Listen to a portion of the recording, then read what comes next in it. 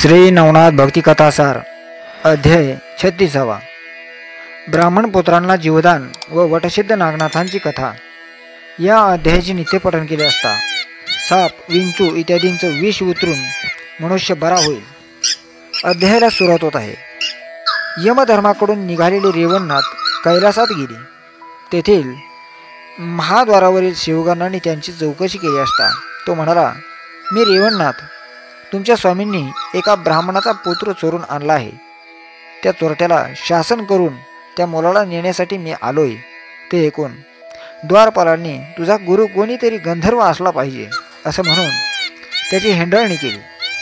ते ऐकून चौथळलेल्या नाथांनी माझा गुरु कोण तेच मी तुला दाखवतो, आता पहाच माझा पराक्रम असं म्हणून स्पर्शास्त्राच्या साह्याने तेथील रुद्रगणांना जमिनीवर खेळवून टाकले. हे वृत्त कळतात शंकरांनी अष्टभैरवांना त्यांच्या समाचारासाठी पाठवले.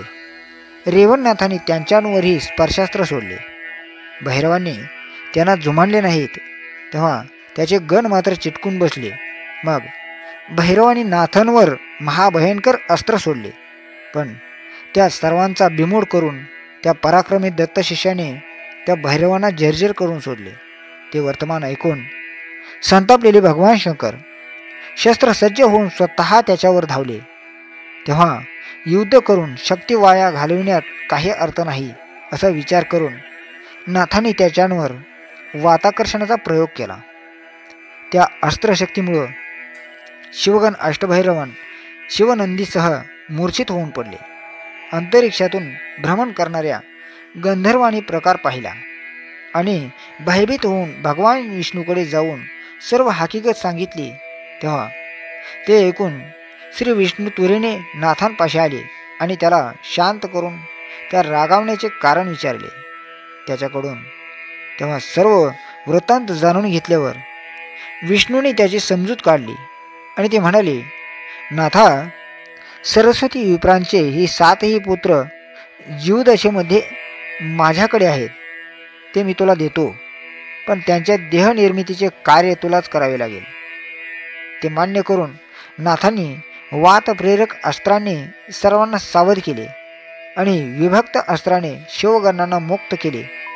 विष्णूने दिलेले ते 7ही प्राण घेतले आणि तो सरस्वती ब्राह्मणाच्या घरी गेला. तेथे त्याच्याकडून त्याच्या मृतपुत्राच्या देहाचा मेणासारखा मौलाब्दा करून घेतला. त्यापासून 7 लहान पुत्र तयार केले आणि संजीवनीचा प्रयोग करून ते 7ही प्राण 7ही जीव त्यामध्ये घातले. त्यामुळं ती 7ही बालके जिवंत झाली. ते पाहून सरस्वती व जानकीचा आनंद गगनात माविनासा झाला. मग त्याने कृतज्ञाने नाथांना वंदन केले आणि 12व्या दिवशी थाटामाटात त्याचे बारसे करण्यात आले. पुढे त्या 7ही भावांना नाथांनी अनुग्रह दिला. मग कालांतराने विटेगाव हेच रेवणनाथांचे कार्यक्षेत्र झाले. पुढील सरस्वतींविषयी ब्रह्मदेवांच्या मनात काम वासना निर्माण होऊन त्याचा वीर्यपात झाला. ते वीर्य एका सर्पिणीच्या मस्तकावर पडले. भाक्ष्य समजून तिनेही ते गिळली. मग त्यापासून तिला गर्भ राहिला आणि त्यात अविहोत्र नारायणाने संचार केला. ही गोष्ट जन्मेजयाच्या सत्रात गुंतलेल्या त्या आस्तिक मुनीच्या लक्षात आली. तेव्हा तिचे प्राण रक्षण करण्यासाठी त्याने तिला एक वटवृक्षाच्या डोलीत लपवले आणि त्याभोवती वज्रास्त्राची योजना करून हस्तिनापुरास परतले. तेथे ऋषींची गुप्त बैठक घेऊन वटवृक्षातील सर्पिणीचा वृत्तांत सांगून तिला मारू नये अशी विनंती केली. मग कालांतराने पद्मिनी नामक त्या सर्पिणीने एक अंडे घातले आणि तक्षकाची ती कन्या पाताळात घेऊन गेली. त्या अंड्यातून एक तेजस्वी बालक जन्माला आला. त्याचे रडणे ऐकून पत्रावळीस वडाचे पाणी नेण्यास आलेला कोश धर्माचा ब्राह्मण इकडे तिकडे पाहू लागला.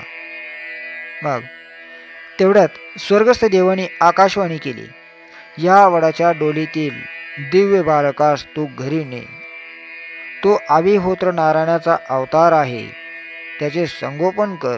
त्याचे वटसिद्ध नागनाथ असे नाव ठेव. त्याच्यामुळं तुझी गरिबी दूर होऊन तुला ऐश्वर्य प्राप्त होईल. त्यानंतर त्यांना बाणाने तो वटवृक्ष खाली मोडून पडला. त्यामुळं त्याच्या पोकळीतील तो बालक ब्राह्मणाच्या दृष्टीस पडला. कोशधर्माने त्याला उचलून आपल्या घरी नेले. त्याला आपल्या पत्नीकडे सुरादेवीकडे दिले. त्याचा समग्र वृत्तांत सांगितला. त्यामुळं तिचाही मनात वात्सल्य भाव निर्माण झाला. त्यांनी त्याला पाळण्यात घालून त्याचे वटसिद्ध नागनाथ असे नाव ठेवले. 7व्या वर्षी त्याची मुंजा केली. एके दिवशी नागनाथ काशी विश्वेश्वराच्या देवळासमोर आपल्या सवंगड्या समवेत लुटूपुटूचा खेळ खेळत होता. मुलांना लटकावा ग्रह करून वाढत होता. त्या अतिथीला सन्मानानं खाली बसविले. त्याला गुटी गुटी आंघोळ घातली. त्यांची पूजा केली व जेवायला ही घातले. त्या उपचाराने संतुष्ट झालेल्या दत्तप्रभूंनी अंतर्ज्ञानाने तो अभिहोत्र नारायणाचा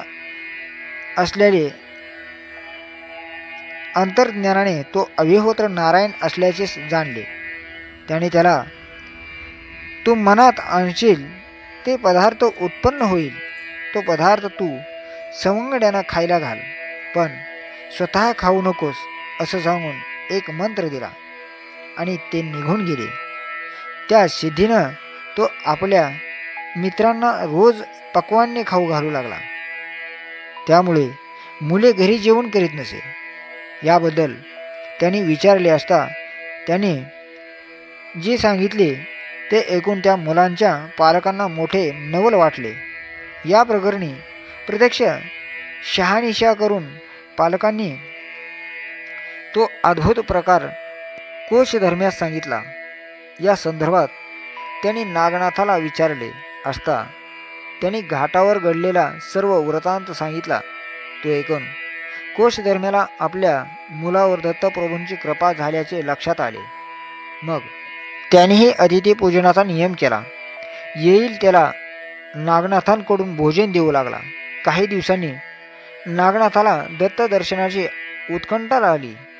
त्याने त्याच्या दिनचर्येस जाणून घेतले. ते कोल्हापुराशिवाय कोठे भिक्षा मागत नाही हे कळताच तेथे गाव भोजन घालण्यास घरी अन्न शिजवणार नाही. मग त्यांना अन्नछत्राच्या ठिकाणी यावंच लागेल. माझ्याप्रमाणे तेही सिद्ध अन्न खाणारच नाहीत. हीच त्यांना ओळखण्याची खूण आहे असा विचार करून तो कोल्हापुरास गेला.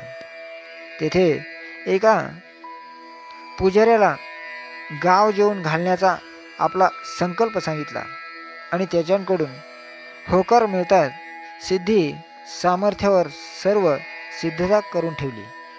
याचबरोबर अध्याय 36 समाप्त होत आहे. उर्वरित कथा पुढील अध्यायात.